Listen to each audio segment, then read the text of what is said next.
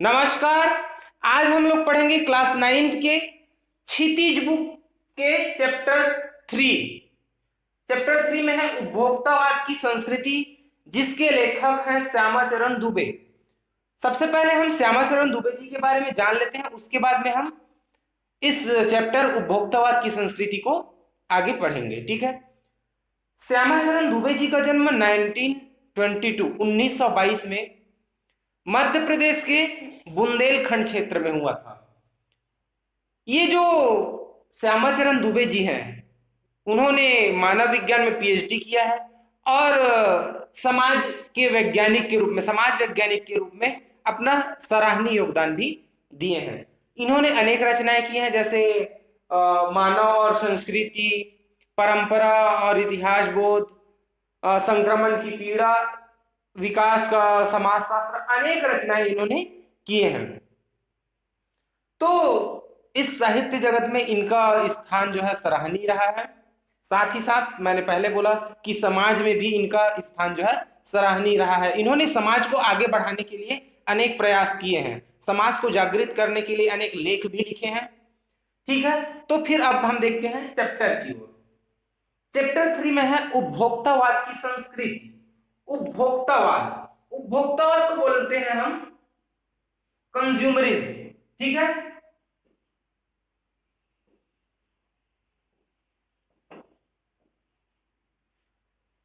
ये consumer plus इससे बना है, इसको हिंदी में बोल सकते हैं उपभोक्ता प्लस वाद। उपभोक्ता का मतलब होता है जो उपयोग करने वाला होता है, उसको बोलते हैं उपभोक्ता। और वाद का मतलब होता है विचार। वाद का मतलब होता है विचार। ये उपभोक्ता ही उपयोग करने वाला। ठीक है, उपभोक्ता या उपयोग करता है। तो उपभोक्तावाद मतलब उपयोगकर्ता का विचार। आज के समय में ये उपभोक्तावाद जो है किस प्रकार से फल फूल रहा है, आगे बढ़ रहा है, इसी के बारे में इस चैप्टर में श्यामाचरण दुबे जी ने लिखा है। ठीक है। आज के समय में बाजार जो है पूरे मानव समाज को, इस संसार के मानव समाज को पूर्ण रूप से घेर लिया है।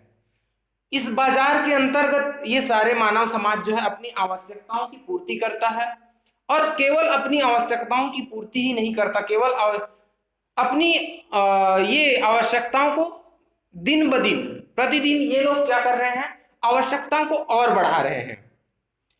लेकिन ये जो है आवश्यकता मूल आवश्यकता नहीं है, ये आवश्यकताएं जो है फिजूल खर्ची है, जिसकी मुख्य रूप से आवश्यकता नहीं होती है, फिर भी से हम इस बाजारवाद की वजह से, आजकल की इस पाश्चात्य संस्कृति की वजह से, आज हम पाश्चात्य संस्कृति को अपना रहे हैं और इस कारण से हम बाजार की गिरफ्त में धीरे धीरे आ रहे हैं। और ऐसी ही बिना उपयोगी चीज है, जो उपयोग की चीजें नहीं है, उन चीजों को भी हम खरीद रहे हैं और उसका उपयोग कर रहे हैं। हम बाजार में जाकर के वही चीज खरीदते हैं जो हमने विज्ञापन में देखा है, या फिर हमने और कहीं किसी के मुंह से सुना है अच्छी चीज है, या फिर चमकती दमकती चीजों को हम खरीद लेते हैं। हम यह नहीं सोचते हैं कि यह चीज जो है हमारे आवश्यकता की है या नहीं, इसके बारे में हम कुछ भी नहीं सोचते हैं और बेवजह की फिजूल खर्च हम कर लेते हैं। इसी के बारे में इस चैप्टर में उपभोक्तावाद की संस्कृति में श्यामाचरण दुबे जी ने लिखा है। ठीक है। उन्होंने चैप्टर शुरू की इस प्रकार से किया है कि आज का जीवन जो है पूरी तरह से बदल चुका है। हम पाश्चात्य की ओर जा रहे हैं, हम पश्चिमी सभ्यता की ओर जा रहे हैं। जो हमारी सभ्यता है, हमारी संस्कृति है, उसको भूलते जा रहे हैं और जो पश्चिमी संस्कृति है उसको अपनाते जा रहे हैं। वो लिखते हैं कि आज एक जीवन जो है, जीवन दर्शन जो है उपभोक्तावाद का दर्शन और उत्पादन बढ़ाने पर जोर दे रहे हैं। आज का जो हमारा जो लाइफ स्टाइल है वो चेंज हो गया है, जिस कारण से बाजार में अनेक नए नए चीज जो है उत्पादित हो रहे हैं। तो वो लिखते हैं कि पहला लाइन लिखते हैं कि सुख की व्याख्या बदल गई है। सुख की व्याख्या बदल गई है। श्यामाचरण दुबे जी ने इस उपभोक्तावाद की संस्कृति के चौथे लाइन में लिखते हैं कि सुख की व्याख्या बदल गई है। तो आखिर सुख की व्याख्या कैसे बदली है? आखिर पहले सुख क्या था और आज के समय में सुख क्या है? पहले सुख उसको कहा जाता था, सुख अर्थात संतुष्टि, जहां पे हमको संतुष्टि मिल जाए वही सुख होता, वही सुख है। इसके अलावा और सुख की कोई परिभाषा नहीं हम कह सकते। पहले की जब पहले समय के बारे में हम देखते हैं, पहले की स्थिति में हम देखते हैं, तो सुख वही है। सुख का अर्थात, सुख का मतलब हो सकता है संतुष्टि। हम यही समझ सकते हैं कि सुख का मतलब संतुष्टि है। लेकिन आज के समय में संतुष्टि नहीं है। आज हमारा जो उपयोग का सामान है वो दिन ब दिन बढ़ते जा रहा है, इसका तादाद जो है बढ़ते जा रहा है। ये जो इसको हम बेफिजूल खर्च कर रहे हैं और बेफिजूल में हम जो सामान है उसको मंगा रहे हैं, उसका उपभोग कर रहे हैं। तो आज के समय में इसका परिभाषा क्या हो सकता है, इसकी व्याख्या क्या हो सकती है? सुख की व्याख्या बदल गई है। पहले तो हम जान गए कि ये सुख का व्याख्या क्या है, संतुष्टि से है। लेकिन आज के समय में सुख का व्याख्या यह हो जाएगा कि सुख का अंतर का मतलब यह है कि किसी भी चीज का उपयोग करना। और यह सत्य है कि आज हम जिस किसी भी चीज का उपयोग करते हैं, हम जितनी ज्यादा उपयोग करते हैं वो हम ये सोचते हैं कि हम ज्यादा सुखी हैं। कहीं पर आना है, जाना है, उसके लिए बाइक या कार या फिर किसी भी प्रकार से साधन संसाधन की खरीदी करना और उसको उपयोग करना, इसी को हम सुख मानते हैं। लेकिन उसके साथ साथ हमारा जो अंतर का जो सुख है, जो मन का जो सुख है, वो छीन गया है। इस चीज को हम नहीं देखते हैं, बाहरी सुख को और बाहरी दिखावे को ही हम अपना सुख मान लेते हैं। ठीक है, तो आज के समय में सुख का व्याख्या क्या हो जाएगा? सुख का मतलब हो जाएगा केवल और केवल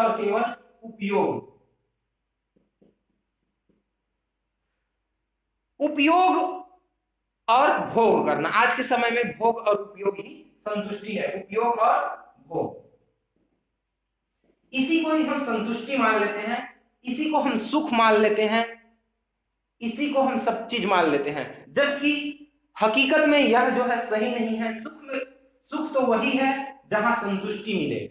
लेकिन आज हम कहीं पर भी किसी भी स्थिति में कभी भी हम संतुष्ट नहीं होते हैं। हमारी ये जो इच्छाएं हैं वो बढ़ती ही जाती है। तो इसके बारे में ये श्यामाचरण दुबे जी बोलते हैं। फिर आगे वो बोलते हैं कि किस प्रकार से मार्केट में हम चमक दमक पर, जो मार्केट में जो विज्ञापन आता है उस पर विश्वास कर लेते हैं और हमारी जो दिनचर्या की चीजें हैं उसमें हम बदलाव कर देते हैं। जो चीज हकीकत में जिस चीज का हमको उपयोग करना चाहिए उस चीज का हम उपयोग ना करके कहीं दूसरी और दूसरे रास्ते में हम चले जाते हैं और उन चीजों को उपयोग करते हैं। सुबह से लेकर, जो सुबह से हम उठते हैं, ठीक है, सुबह हम उठते हैं उस टाइम से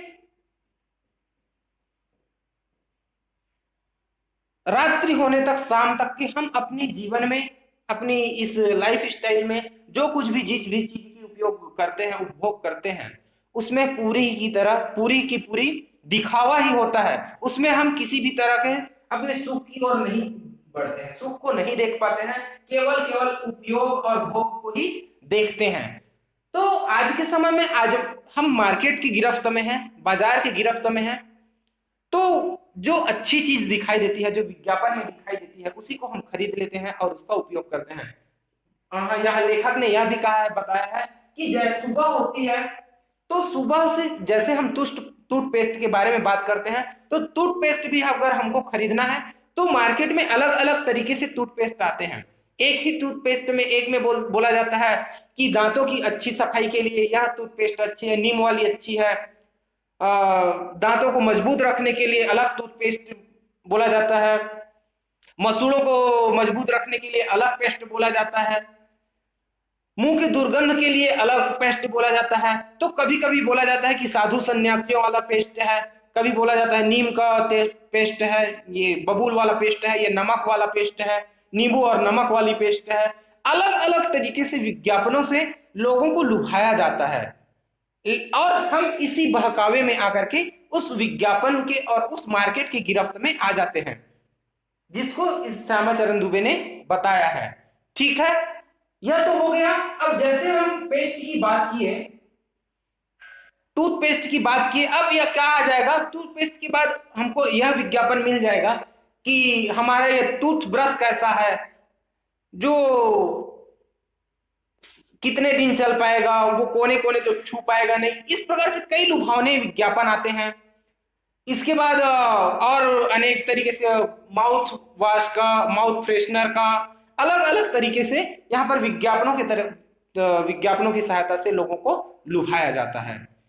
अब ये हो जाता है तो कई तरह के साबुनों से, सौंदर्य प्रसाधनों से, अलग अलग साबुन से इससे पसीने जाएगा, इससे गंदगी दूर होगा, इससे बदबू नहीं आएगी। अलग अलग तरीके से साबुन का जो विज्ञापन किया जाता है और उस विज्ञापन को देख करके ही हम उन चीजों को खरीदने लग जाते हैं। साबुन ही नहीं, पेस्ट की बात हो गई, पेस्ट, साबुन, जो सौंदर्य प्रसाधन की चीजें, जो सौंदर्य प्रसाधन की चीजें हैं वो भी आज मार्केट में अपना विशाल रूप लिया हुआ है। आज के समय में देखेंगे तो हर घर में लेखक लिखते भी हैं कि 30,000 40,000 रुपए, 30,000 40,000 के सौंदर्य प्रसाधन की चीजें घर घर में मिल जाएगा। और इसमें यह समझा जाता है, लोग यह समझते हैं कि जो व्यक्ति जो है अच्छी चीजें और महंगी चीजें का उपयोग करेगा वही जो है इस संसार में सबसे ज्यादा सुखी है, ऐसा सोचा जाता है। और वही इस दुनिया में सबसे बड़ा आदमी है। स्टेटस देखा जाता है कि वो आदमी जो है किस प्रकार से जो सामान है उसका वो उपभोग करता है, उपयोग करता है। इसी के आधार पर लोगों का स्टेटस तय किया जाता है। ठीक है, इसके अलावा लेखक ने इस सब चीजों के अलावा क्या बोले हैं कि घड़ी के बारे में भी बताया है उन्होंने कि एक घड़ी भी होता है जो 400 रुपए 500 रुपए में भी आ जाता है, वो भी टाइम वही बताता है। और लोग क्या करते हैं, 4,000 5,000 10,000 लाख भर और 1.5 लाख तक की घड़ी खरीदते हैं और ये भी घड़ियां जो है वही समय दिखाता है। इसके अलावा कंप्यूटर भी देख सकते हैं। संगीत का जो, संगीत के लिए जो म्यूजिक सिस्टम होता है वो भी देख सकते हैं। तो इन्होंने यहाँ पे यह भी व्यंग मारा है कि जिसको जिस चीज की ज्ञान भी नहीं होती है वो दुनिया को दिखाने के लिए कई तरह की चीजों का उपयोग करता है, उस चीज को वो खरीदने लग जाता है। जिसको संगीत का ज्ञान ही नहीं होता वो अच्छे म्यूजिक सिस्टम का और संगीत म्यूजिक सिस्टम का क्या करते हैं, खरीदारी करते हैं। जिसको कंप्यूटर का ज्ञान नहीं हो कंप्यूटर खरीद लेते हैं केवल और केवल लोगों को दिखाने के लिए, अपनी स्टेटस दिखाने के लिए। हालांकि कंप्यूटर जो है काम के का होता है, लेकिन जितना काम का होता है उससे कहीं अधिक कीमत का हम कंप्यूटर भी खरीद लेते हैं। आजकल लोग जो है घर में खाना ना खा के 5 स्टार होटल में खाने के लिए जाते हैं। बच्चों को पढ़ा रहे हैं तो ऐसे स्कूल 5 स्टार पब्लिक स्कूल में पढ़ा रहे हैं, 5 सितारा स्कूल में पढ़ा रहे हैं। ये सब चीज लेखक जो है बताते हैं कि हम किस प्रकार से फिजूल खर्च की ओर आगे बढ़ रहे हैं और पश्चिमी सभ्यता को अपना रहे हैं। और इसके साथ साथ भी यह बोला जाता है कि हमारे देश में तो नहीं, लेकिन अमेरिका और यूरोप जैसे देश में मृत्यु के बाद में आपको किस तरीके से कहां पर लिटाया जाएगा, कहां पर दफनाया जाएगा और जिंदगी भर आपको किस प्रकार से वहां पे सुविधाएं मिलेगी। मतलब आपकी जो कब्र होगी उसके साइड में हमेशा हरियाली रहेगी, फव्वारे रहेंगी, लाइटें रहेंगी। इस प्रकार से खरीदी और बिक्री होती है, उस जगह की खरीदी बिक्री होती है। इस प्रकार से कीमतें वहां पे तय होती है कि आपको किस प्रकार से वहां पे रखा जाएगा। ठीक है, और यहाँ जो है लोग इंडिया में, हमारे देश में उन्हीं चीजों का अनुकरण कर रहे हैं, उन्हीं पश्चिमी सभ्यता का अनुकरण कर रहे हैं और इन सब चीज को वो अपना रहे हैं। किसी भी चीज को देखते हैं उसकी लुभावने विज्ञापन को देख लेते हैं और उसमें आ जाते हैं, उसकी जो सच्चाई है उसको नहीं जान पाते हैं। यहाँ पे लेखक ने यह भी कहना चाहा है कि आखिर यह जो उपभोक्तावाद की संस्कृति है, इसको बढ़ावा कैसे मिल रहा है, इसका विकास कैसे हो रहा है। तो उसके कारण में यह भी बताता है कि उपभोक्तावाद की संस्कृति का बढ़ावा तो पहले से ही, सामंतवाद से पहले ही हो रही है, राजा महाराजाओं के समय से हो रही है, कि उस समय भी उच्च और सामान्य वर्ग के लोग होते थे और वो अपनी स्टेटस अलग अलग दिखाते थे।